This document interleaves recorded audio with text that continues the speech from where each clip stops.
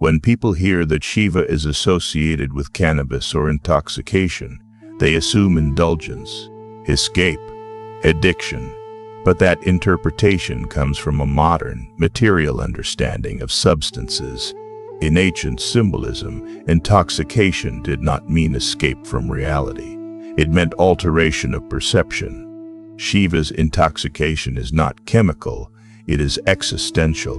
It represents a state where the mind is no longer bound by social identity, fear of death, desire for validation, attachment to thought.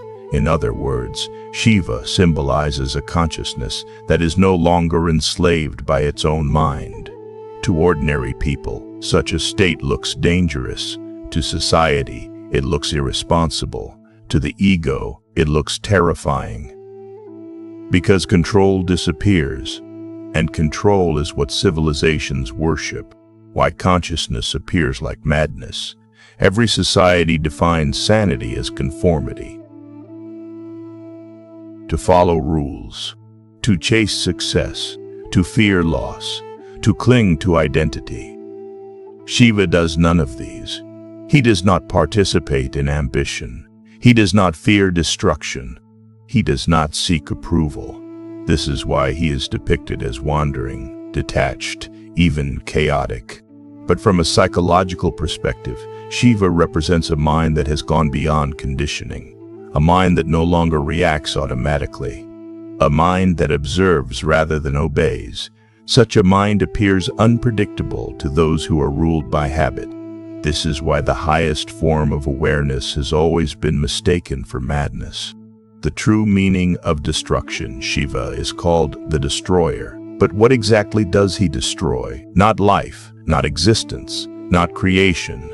He destroys illusion. Illusions of permanence, illusions of identity, illusions of control. Destruction in this sense is not violent, it is clarifying.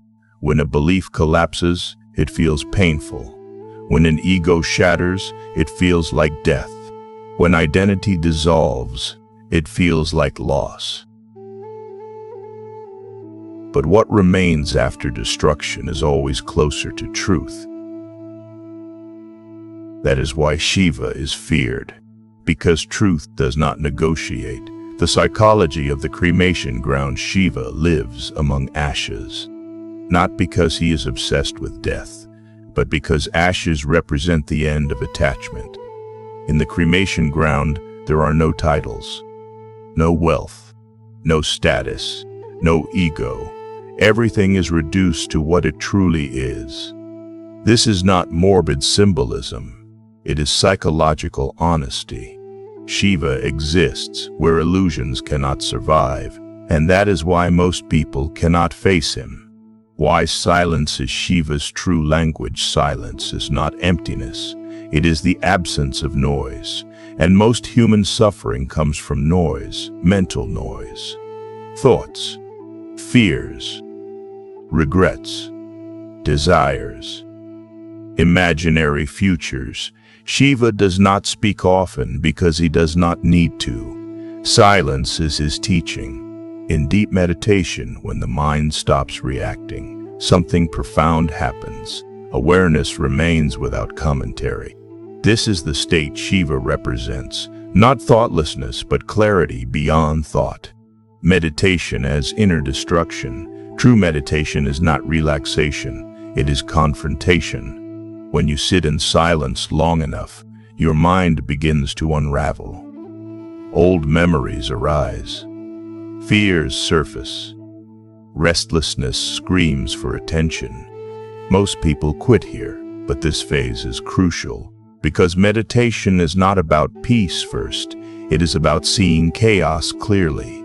Shiva represents the one who stays, who watches the chaos without running, and in doing so, transcends it. Why Shiva does not conform. Every system survives on predictability, but consciousness cannot be predicted. Shiva does not follow rules, because rules are products of fear, fear of disorder, fear of uncertainty, fear of freedom. He exists beyond good and bad, beyond right and wrong, not because morality is irrelevant, but because awareness precedes morality.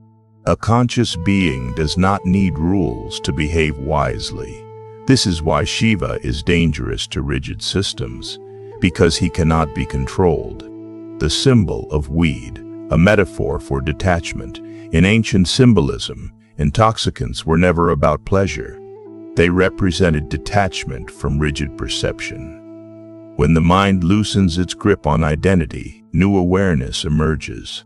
This is why Shiva is associated with intoxication, not as indulgence but as transcendence. It symbolizes a state where the mind no longer clings, where awareness floats freely, where fear dissolves. This state is rare and misunderstood and often judged, but it is also deeply liberating. Why the most conscious being appears least concerned. Shiva does not chase purpose, he embodies it. He does not seek meaning, he is meaning. This is why he appears indifferent to chaos and creation alike. Because when you realize that everything arises and dissolves naturally, urgency disappears, and with it, fear. The modern relevance of Shiva. Today's world is obsessed with constant stimulation, endless productivity, external validation, and as a result, anxiety has become normal. Shiva represents the antidote: stillness in chaos, detachment in excess, awareness in confusion. He reminds us that power does not come from control, it comes from clarity, becoming Shiva without losing the world. You do not need to renounce society. You do not need to live in isolation. You only need to understand this. You are not your thoughts. You are not your fears. You are not your identity. When you realize this, something dissolves inside you. And in that dissolution, strength is born. Shiva is not a god to be worshipped blindly. He is a mirror. He shows you what remains when illusion falls away. He is linked to weed not because of indulgence, but because of detachment. He is linked to destruction not because of violence, but because of clarity. He is linked to silence not because of emptiness, but because of truth. And that is why he is the most conscious. Because consciousness does not cling, it does not fear, it does not beg, it simply is. And that is the state Shiva represents.